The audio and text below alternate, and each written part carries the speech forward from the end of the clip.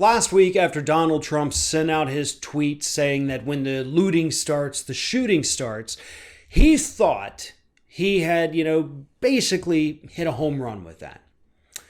And he went to bed, and they woke up on Friday to, according to Axios reporting, a long line of aides and allies scolding him for the remark.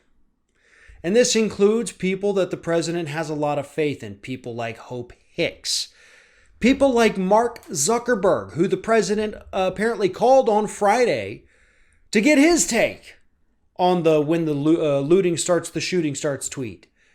And Zuckerberg said that he didn't necessarily agree with the tone of it, thought, maybe this is something that probably is not going to be good, something you probably shouldn't have said, which is what Hope Hicks said, and according to the reporting from Axios, what a whole bunch of other Trump advisors told him.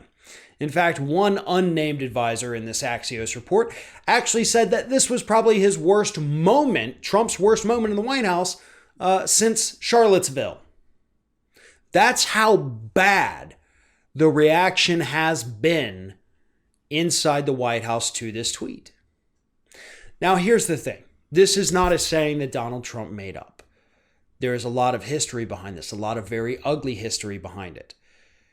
And knowing that history is actually why this statement is so much worse than Trump just thinking of it like, hey, if you're looting, we're shooting. That's funny. It rhymes. I'm going to bed. No, it's the history behind it. The connotation, right? That statement is about killing black people. And Trump's out there perpetuating it. Since it was first uttered in, 1968. He doesn't understand what he's doing. And I think his aides and his allies are finally starting to understand that. He is not capable of handling this situation. All he is capable of doing is making it worse. And even outside of that tweet, that is what he's continued to do. Like with, for example, his tweets about the protesters outside the White House on Friday evening, where he woke up on Saturday and said, oh man, we were going to sick the dogs on them and most ominous weapons, he said, whatever the hell that means. The man is out there threatening more violence at a time when he could be trying to unite the country, trying to fix things, trying to make things better. And that's what's freaking out those closest to him inside the White House right now.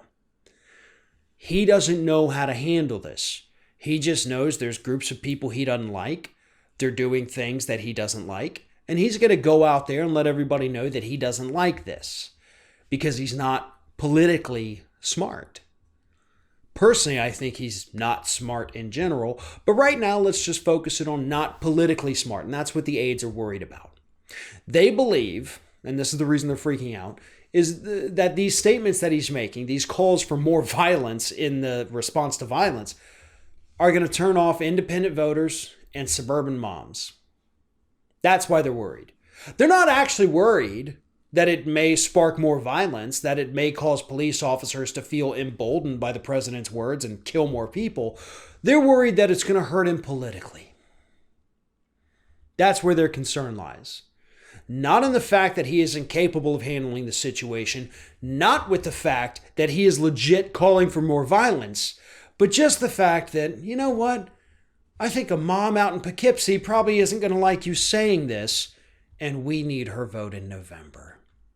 Folks, that tells you everything about where the priorities of this administration lie. Everything they do is based on, is this going to hurt us in November? Not, is it going to help people? Is it going to hurt people?